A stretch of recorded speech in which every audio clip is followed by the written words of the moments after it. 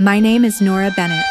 I am 30 years old, and a few weeks ago I heard my own father say I was too embarrassing to be seen with my brother's new in-laws. I was standing in the hallway, holding a mug of coffee, when his voice cut through the air from the living room. "Your brother's in-laws are elite. You'll humiliate us. Do you understand, Nora? Don't ruin this." He said it like I was a problem to be managed, not his daughter. My brother had just gotten engaged to a millionaire heir, the kind of woman you see in glossy hotel magazines, and suddenly, my messy data nerd life in Austin was a threat to their shiny new image. They did not care that I spent my nights rebuilding hotel revenue models and fixing broken booking systems. To them, I was just the awkward girl who asks too many questions at dinner and never knows what fork to use. So while they packed suitcases full of designer outfits for a New Year's Eve engagement party at a luxury resort, I was told to stay home and keep things simple. They didn't want me at the party.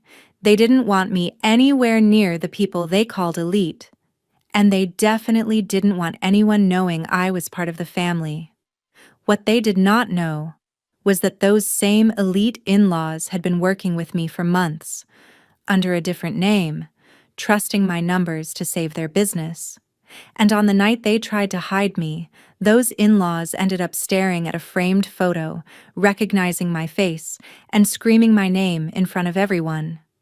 Have you ever been treated like the family embarrassment, only to find out you're the one holding all the power? Stay with me, because the way this party flipped from humiliation to payback is something you'll want to hear until the very end. I did not grow up thinking I was embarrassing. As a kid, I just thought I was different. While other kids at our family barbecues ran around the yard, I was the one sitting at the plastic table, counting how many hot dogs people took, and wondering why Uncle Mike always left early. I asked questions that made adults uncomfortable. Why do you invest in that company if their debt is so high? Why do you say we're fine with money if mom works 2 jobs? People laughed, then stopped inviting me into conversations. My parents, Thomas and Karen Bennett, would pull me aside afterward. "Nora, can you please just be normal for once? Smile, talk about school, don't interrogate people." Meanwhile, my older brother Ethan was everything they wanted. He knew exactly when to laugh, when to compliment someone's watch, when to ask about golf. At his high school graduation dinner, I remember standing too close to the waiter, asking about tips and wages, and bumping into a tray of marinara sauce. Red splattered all over a guest's white dress. The whole table went silent. My mother's face turned the color of that sauce. Thomas grabbed my arm so hard it hurt and hissed, "This is exactly what I mean. You don't belong in these settings." After that, I stopped trying to fit in at their kind of party. Instead, I buried myself in numbers. In high school, I taught myself spreadsheets for fun. In college, while other people were posting pictures from frat parties, I was running A/B tests on website layouts for a tiny bed and breakfast that couldn't afford a real agency. I studied business analytics and computer science, discovering that I could take messy data and turn it into clean answers. Hotels and guest houses started coming to me with the same problem.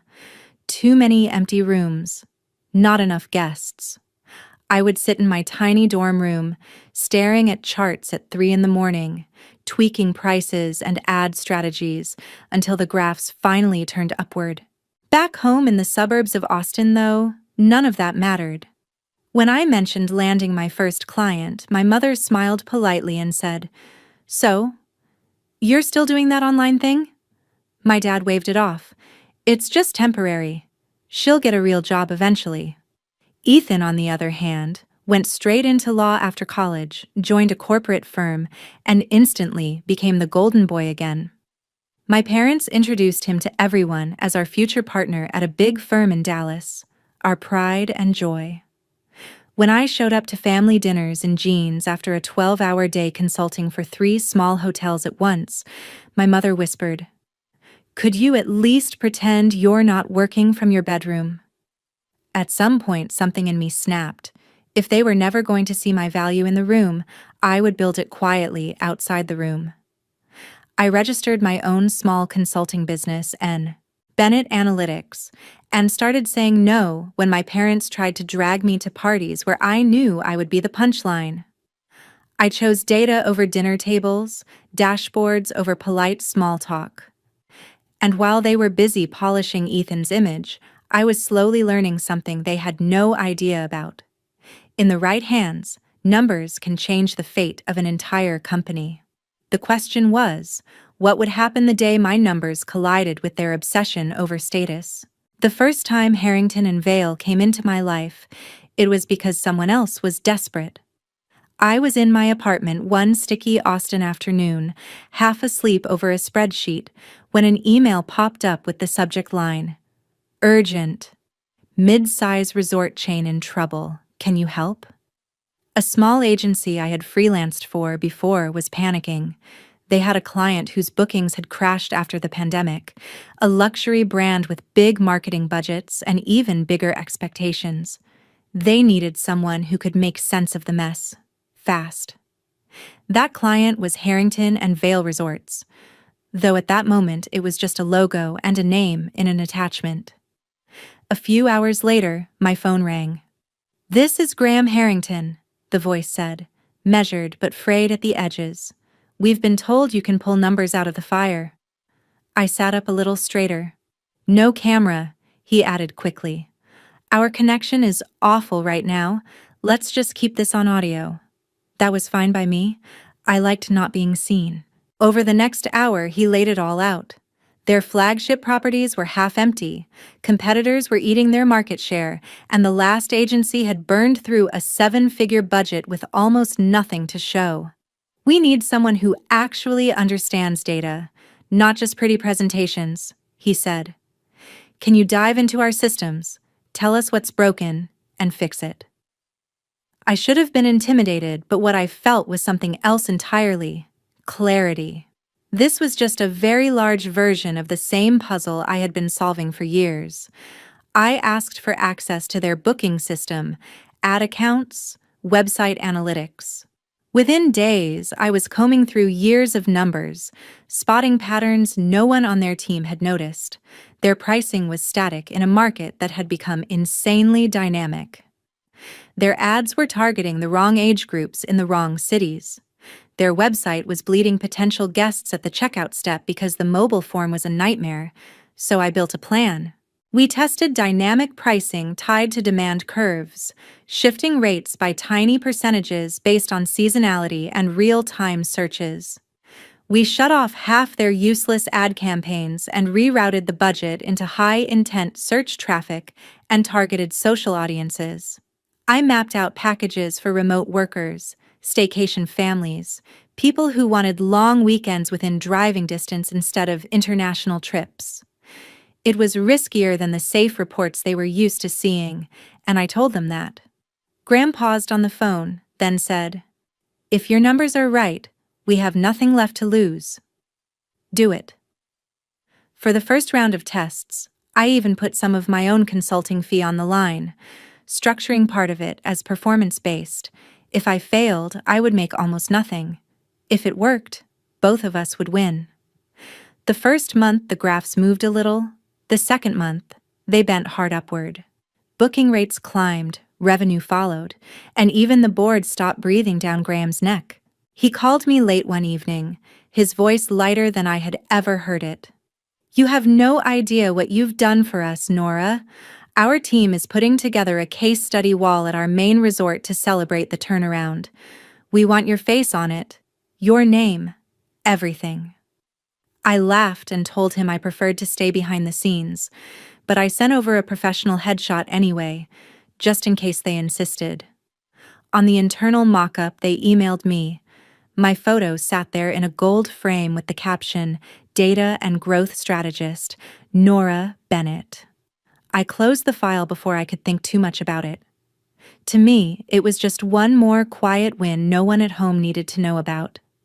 What I didn't realize then was that the same revived resort chain would soon host a glittering charity gala. And at that gala, my polished older brother Ethan would meet a woman named Lila Harrington, the millionaire heir my parents would fall in love with long before they ever accepted me. Ethan called me about 3 months after that first big turnaround for Harrington and Vale, his voice bright in a way I recognized from every time he thought he was leveling up. "Hey, you free to grab coffee?" "I have news. We met at a sleek spot downtown, the kind of place with concrete floors and overpriced cortados." He walked in wearing a tailored suit even though it was a Saturday, that easy smile plastered on his face. I could tell before he said a word that whatever he was about to tell me would make our parents very, very proud. He didn't even let me finish my hello. "I'm engaged," he said, dropping the word between us like a trophy. "To Lila Harrington." The name hit me like a glitch in my brain. Harrington. "As in Harrington and Vale?" I asked carefully. "Yeah," he said, eyes shining. "Her family owns this insane resort empire. They host charity events and political fundraisers like all the time. Dad is freaking out. In a good way." I forced a smile. I had spent months inside that empire's numbers, saving them from collapse. But in Ethan's world, I was always 10 steps behind whatever image he was curating. "That's great," I said. "I'm happy for you." We talked for a while about the proposal, about the ring, about how our parents reacted. Of course they were thrilled. This is the kind of connection they'd always dreamed of, the gilded doorway into the world they admired from magazines and TV. It wasn't until Ethan finished his story that his expression shifted, as if he'd been saving the uncomfortable part for last. "So, there's a New Year's Eve engagement party," he began, tracing the rim of his cup, "at one of Lila's family resorts. It's going to be huge. Her parents are inviting donors, business partners, a couple of politicians. It's a big deal." I nodded, waiting for the part where he asked if I needed help booking flights or choosing a dress. Instead, he cleared his throat. "Look, Nora," he said, and my stomach went cold. "I think it's better if you sit this one out." I stared at him. "Sit it out?" "It's your engagement party." "It's a very particular crowd," he said slowly. "Lila's parents, their friends. They're used to a certain environment. You know how you get in those situations." "How I get?" I repeated, my voice sharper. He lifted his hands like a shield. "You ask those heavy questions. You make people uncomfortable. You don't really play the game. Dad thinks it might be too stressful for you." "Too stressful for me? Or too embarrassing for you?" I asked. He winced, which told me everything I needed to know. "Ethan, I work with hotels and resorts for a living," I wanted to say. "I know more about the kind of people you're trying to impress than you do." But he just kept talking. "We only get one shot at a first impression with Lila's family. They're elite, Nora. They're used to certain manners, certain optics. Mom and Dad are already nervous. They think it's safer if you don't come." Safer. Like I was some unpredictable storm that might ruin his big night. I laughed, but it came out flat. "So I'm not invited to my own brother's engagement party because I don't fit the optics." He couldn't meet my eyes. "It's not like that," he muttered. "We'll have a smaller family dinner later, just us. You know I love you, right? You know this is just strategy." When I got home, my parents were in the living room, voices low and urgent. I stopped in the hallway, unseen. "Your brother's in-laws are elite," Dad was saying. "We can't risk Nora rambling about money or calling out someone's business model. She'll humiliate us." Karen sighed. "She doesn't mean to, Tom. But this could be Ethan's doorway into something better. We can't let her ruin it." The words landed harder than any physical slap. Upstairs, my laptop was still open on a dashboard from Harrington and Vale, the same logo that would be embossed on the invitations to Ethan's New Year's Eve celebration. They were terrified I would embarrass them in front of the very people whose fortunes I'd helped rebuild. I closed my eyes and took a slow breath. Fine, I thought. If they want to hide me, let them. They have no idea how small their version of this story really is. They think this party is about optics.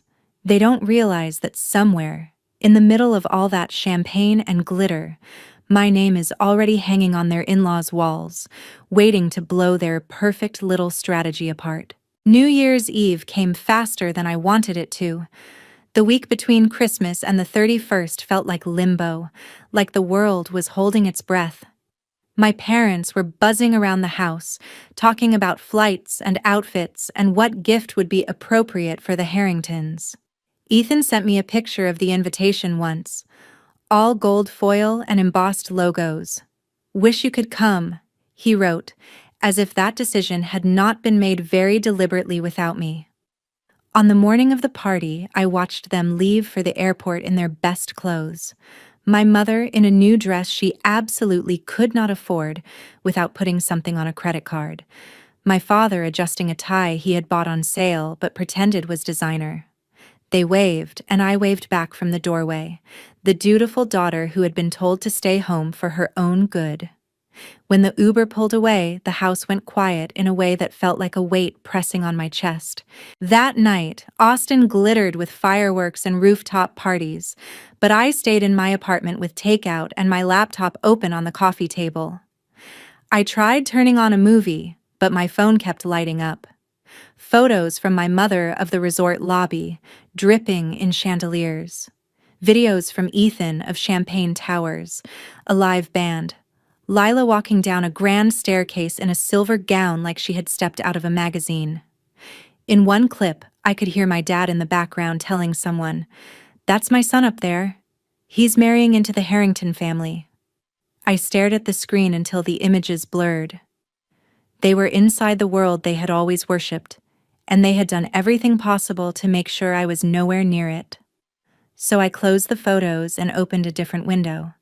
The analytics dashboard for Harrington and Vale's year-end performance. Real-time booking numbers flickered across the screen, rows of data reflecting reservations pouring into the same brand my brother was celebrating with. While they smiled for pictures, I watched occupancy rates climb and revenue bars fill in.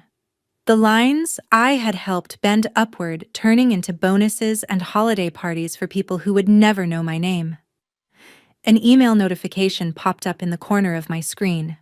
Subject line, year-end update, and a special request. It was from Graham Harrington. I clicked it open, half expecting a brief thank you and a spreadsheet. Instead, he had written a full paragraph about how transformative the past year had been, how the board had gone from panic to cautious optimism to open excitement. "You didn't just tweak a few ads, Nora," he wrote. "You changed the way we understand our business. We want to honor that properly." There was an attachment at the bottom of the email, labeled Concept Wall of Innovation JPG. When I opened it, my breath caught. It was a mock-up of the entrance to one of their flagship resorts, a long wall lined with framed case studies. Each frame had a photo, a title, a short description of the project. Near the center of the wall was my own headshot, cleaner and more confident than I felt in real life, beneath a plaque that read, "Data and Growth Strategist, Nora Bennett." The description underneath summarized the turnaround I had led. Dynamic pricing overhaul, demand-driven campaigns, recovery from post-pandemic slump. Guests would walk past this wall on their way into conferences and galas, clinking glasses under chandeliers while my face watched from the middle. "We're planning to unveil this at a major partners and family event next season," Graham continued. "We'd love to finally meet you in person, introduce you to some of the people whose jobs you helped save." My fingers hovered over the keyboard. On my phone, another photo came in from my mother. Ethan and Lila cuddled together under a shower of confetti, my parents blurred in the background, eyes shining. I imagined that somewhere, not far from where they were posing, that wall might eventually exist. my framed photo silently contradicting every story they'd told about me being a disappointment. How ironic would it be if the place they were so desperate to shield from my presence ended up being the one place that insisted on putting my face front and center? I replied to Graham with a simple, professional yes, told him I'd be honored to attend when the time came. Then I set my phone face down, leaned back on my couch, and listened to the distant echo of fireworks outside. They thought they had erased me from this night, that they'd finally found a world high enough that I couldn't reach it. But the truth was sitting right there on my laptop screen in a gold frame, my name stitched into the foundation of their shiny new life. They just hadn't realized yet that the person they were so determined to hide was already woven into every corner of their precious elite circle, waiting for the moment the picture on that wall would blow their perfect image apart. The months after that New Year's Eve felt like someone had quietly turned up the brightness on my life, while my family kept acting like I was still sitting in the dark. Harrington and Vale signed a long-term contract, then another, pulling me into meetings about expansion, new properties, even acquisitions. I was suddenly on late-night calls about opening resorts in California and the Caribbean, running simulations on what would happen if they shifted their entire pricing structure for shoulder season. My days blurred into dashboards and strategy decks, the kind of work people in my world dream about. My bank account felt it too. I swapped my old hatchback for a reliable hybrid, finally fixed the leak in my bathroom ceiling, and moved into a one-bedroom apartment that didn't feel like it might collapse during a thunderstorm. I did all of that quietly. No big announcements, no social media humble brags. I knew exactly how my parents would react if I tried to explain performance-based contracts or retention bonuses. They would smile, nod, and ask if I had thought about applying for a real job at a local office. Meanwhile, Ethan's life looked like a highlight reel. My mom sent me constant updates, photos of him and Lila at wine tastings, charity balls, luxury retreats, screenshots of articles mentioning the Harrington name, with captions like, "Your brother was there last night." Can you imagine? Over Sunday dinners, when I did show up, the conversation revolved around wedding plans and guest lists, and how incredible it was that our family would soon belong at events where people wore tuxedos and talked about offshore accounts. Once, over meatloaf, Ethan said, "Graham is bringing in some kind of genius consultant for their new data strategy. Guy's basically a wizard with numbers. If I play this right, I could end up working on some of those deals." I took a slow sip of water to hide my reaction. Mom looked impressed. "See, that's the kind of company you want to be around," she said. "People who know how to make things happen." I wondered what she would say if I told her the so-called wizard had spent that morning arguing with Graham about whether we should cap occupancy during certain holidays to protect long-term brand value, and that wizard was me. But I didn't say anything. Let them talk about proximity to power. I was busy building it. One afternoon in early fall, an email came in from Graham's assistant that made me sit up straighter. "We're finalizing details for the Partners and Family Gala at our Miami flagship," she wrote. "It's both a celebration of this year's turnaround and an engagement gala for Ms. Lila Harrington and Mr. Ethan Bennett. Graham and Celeste are especially excited to honor you that evening. They'd like you front and center when we unveil the Wall of Innovation." Attached was the official invitation, embossed and heavy even through the screen. My name was printed near the top of the guest list, under a section labeled Strategic Partners. My brother's name sat lower under Family of the Groom. For a second, I just stared. I hadn't heard from my parents yet about this event, but I could already imagine the conversation. They'd brag about being invited to an ultra-exclusive New Year's gala at Lila's favorite resort. They'd talk about how limited the guest list was, how only the right people were allowed in. And somewhere between the speeches and the champagne, they'd plan to quietly keep me out of the picture again. The difference this time was simple. The Harringtons were not inviting me as Ethan's awkward sister. They were inviting me as the person who had changed the trajectory of their business. I called Graham to confirm details, keeping my voice steady. He sounded genuinely excited. "We've been telling everyone about you," he said. "I can't wait to see their faces when they realize the person behind those numbers is real." I hung up, leaned back in my chair, and let the irony sink in. My family had spent an entire year trying to manage me out of their perfect narrative, convinced I would embarrass them in front of their elite in-laws. But at this party, in that glittering resort, there would be no hiding me. My face would be waiting for them the moment they walked through the door, framed in gold, my name etched in metal. They thought they were climbing into a world where I didn't belong. They were about to find out that world had been mine long before they ever stepped into it. The Harrington flagship in Miami looked exactly like the kind of place my parents fantasized about when they flipped through glossy magazines.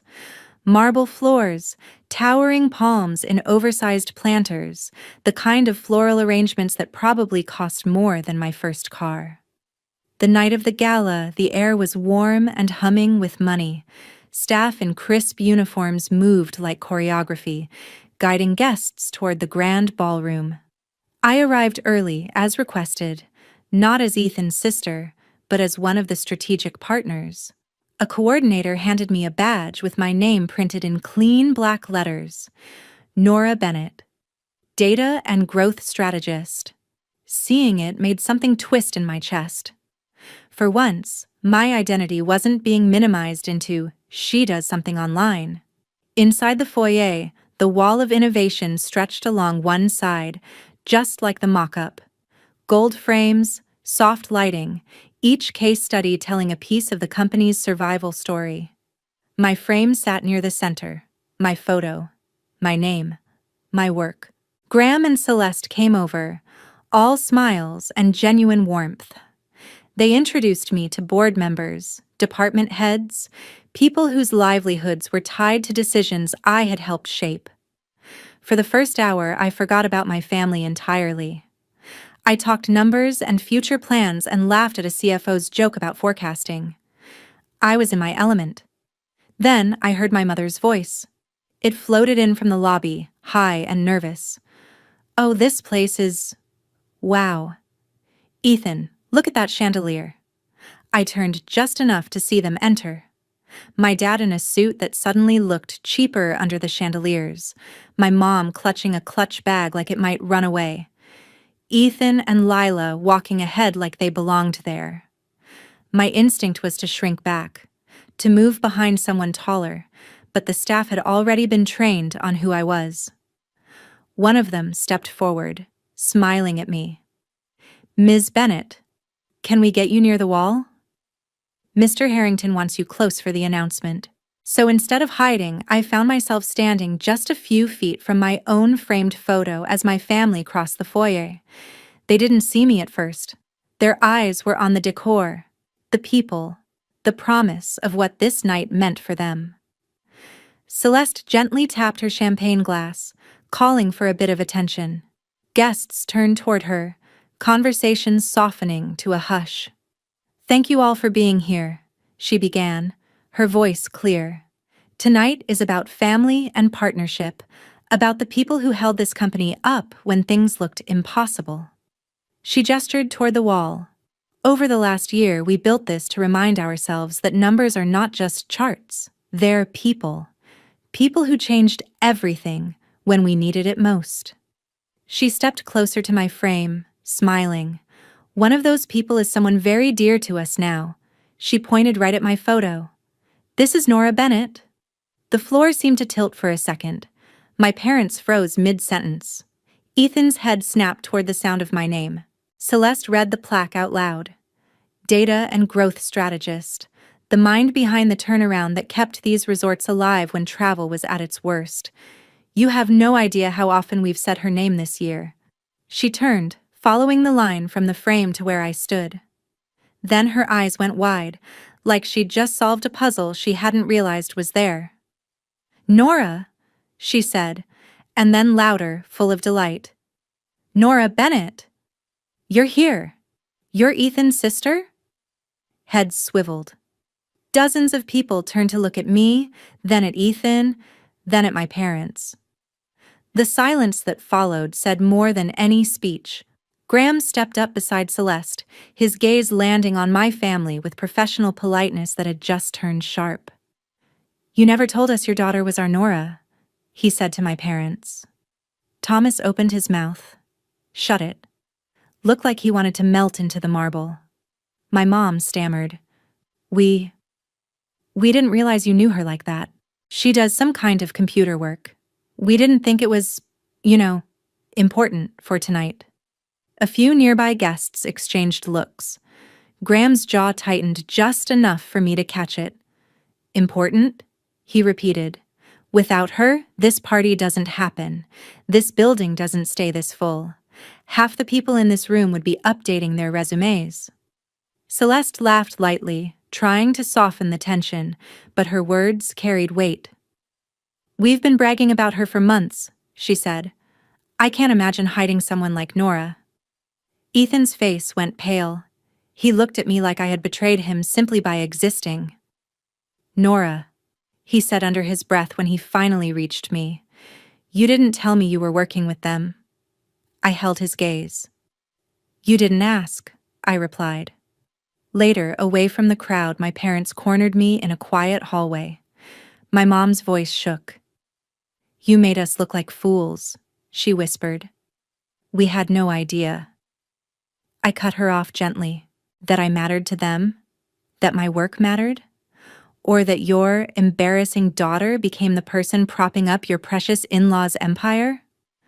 My dad tried to recover his authority. You could have warned us, Nora. We would have prepared differently. I almost laughed. Prepared how? By inviting me this time? By pretending you were proud? Ethan stepped forward, eyes glassy. Look, maybe we handled things wrong, he said. But you know how Mom and Dad are. We just wanted everything to go smoothly. You do, he added quickly. Right? Want to be part of this family? That was the moment something inside me settled. I realized I'd spent years twisting myself into knots chasing a version of belonging that always came with conditions. Don't say too much. Don't ask the hard questions. Don't outshine the person they decided was the star. I took a breath. I will always be your sister, I told Ethan, and I will always be their daughter. But I'm done begging to sit at a table where the price of admission is pretending I'm less than what I am. I'm not going to shrink anymore so you can appear bigger.